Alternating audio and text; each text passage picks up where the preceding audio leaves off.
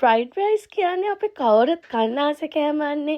ඉතින් ඒකට ඉස්සෝ දාලා හදපුවම කොහොමද තියෙයිද? මොනව දාලා හැදුවත් ෆ්‍රයිඩ් රයිස් රසයි. ඒ වුණාට ඔයා කැමති නම් මෙන්න මේ විදියට ෆ්‍රයිඩ් රයිස් එක try කරලා බලන්න. ඔයාලට ගොඩක් රසට කන්න ආස හිතෙන විදියට රස ෆ්‍රයිඩ් රයිස් එකක් හදන විදිය අද කියා දෙන්නම්. කටින් කටට ඉස්ස හැපෙන මේ රස රයිස් එක හදමු එහෙනම් අපි.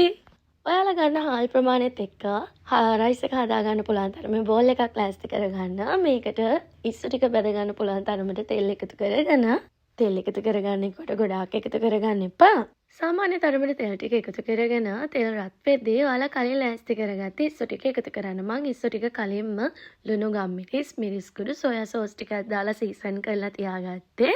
මේ ටික එකතු කරලා සාමාන්‍ය ගින්දරේ හිමීට ඉස්සු ටික දෙපැත්ත පෙරලන ගමන් ඔයගොල්ලෝ බැදෙන්න දෙන්න. විශේෂම දේ තමයි මම මේ ඉස්සු ටික බැද්දට පස්සේ ඉස්සු වෙනම අයින් කරන්නේ නැහැ. මේ තෙල් එකෙන්ම තමයි රයිස් එක හදන්නේ. එතකොට හොඳ රසක් එනවා. ඊළඟට බැදගෙනපු ඉස්සු ටික මම බෝල් එකේම පැත්තකට කරලා ඒකට මම බිත්තර 4ක් එකතු කරගන්නවා. ඉතින් මේකේ බිත්තර එකතු කරගන්න එක අවශ්‍යම දෙයක් නෙමෙයි. නමුත් එකතු කරගත්තම රසයි. බිත්තර ටිකක් බැදුනට පස්සේ මම බෝල් එකේම පැත්තකට බිත්තර ටිකක් අයින් කරගෙන ඒකට ඊළඟට එකතු කරගන්න තලාගත්ත ඉඟුරු සුදුලුණු පේස්ට් එක. මේකත් මම මේ සැඳි එකමාරක් වගේ වෙන්න එකතු කරලා ඉස්සෝයි බිත්තරයි ඔක්කොමත් එක්කම හොඳට කලවම් කරගන්නවා. ගොඩාක් ඉඟුරු සුදුලුණු කර වෙන්න දෙන්නේ නැහැ. එතකොට අපේ රයිස් එකෙන් අපිට වැඩිපුර එන්නේ අර කර වෙච්ච සුදුලුණු රසය. ඉතින් මේ වගේ දෙයක් හදද්දි මේ ගැන හොඳට සැලකිලිමත් වෙලා හදන්න. එතකොට ඔයාලගේ රයිස් එක ඔයගොල්ලන්ට රසට හදලා ඉවර කරගන්න පුළුවන්.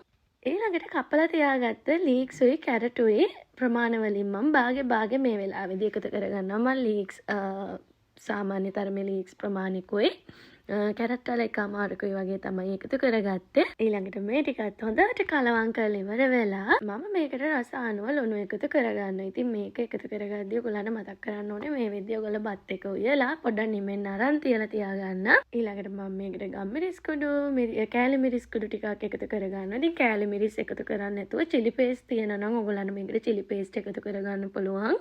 ඉතින් මේ ටිකත් එකතු කරලා හොඳට කලවම් කරගන්න.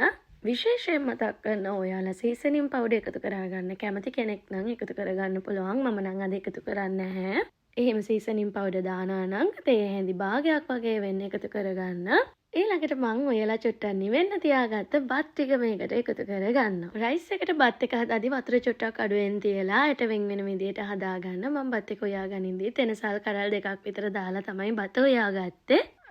ඔයගොල්ලන්ට ෆ්‍රිජ් එකේ දාලා කලින් දවසේ උයලා තියාගත්ත බත් පාවිච්චි කරන්නත් පුළුවන්. හැබැයි එහෙම පාවිච්චි කරනවා නම් ඔයාලා එදා දවසේම මේ රයිස් එක කාලා ඉවර කරගන්න.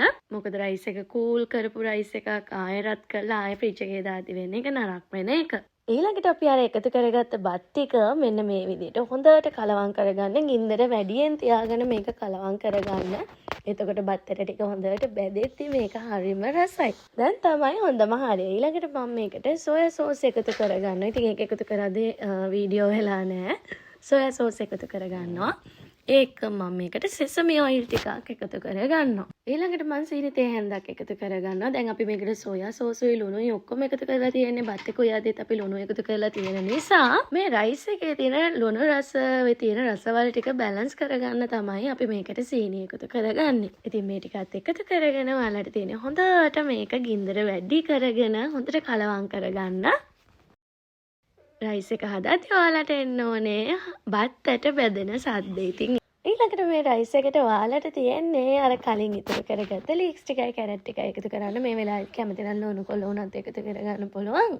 ඊළඟට මේ ටිකත් හොඳට මික්ස් කරලා ඔයාලට තියෙන ලිප වහලා මේ රයිස් එකේ රස බලන්න. ඉතින් මේ විදියට රයිස් එකක් හදලා බලන්නකො කොච්චර රසද කියලා. ඉතින් ආයෙත් මතක් කරන අර ඉස්සෝ බැදපු තෙල් එකෙන්ම මේ රයිස් එක හදාදී හරිම රසයි. ඉස්සෝ විතරක් නෙමෙයි මේ විදියට ඔයගොල්ලන්ට මික්ස් රයිස් එකක් ඕනම දෙයක් මේ විදියට හදාගන්න පුළුවන්. එහෙනම් ඔයා මේ රෙසිපි එකට කැමති නම් මතක ඇතෝ ඔයාගේ යාළුවොත් එක්ක මේ රෙසිපි එක ෂෙයා කරගන්න.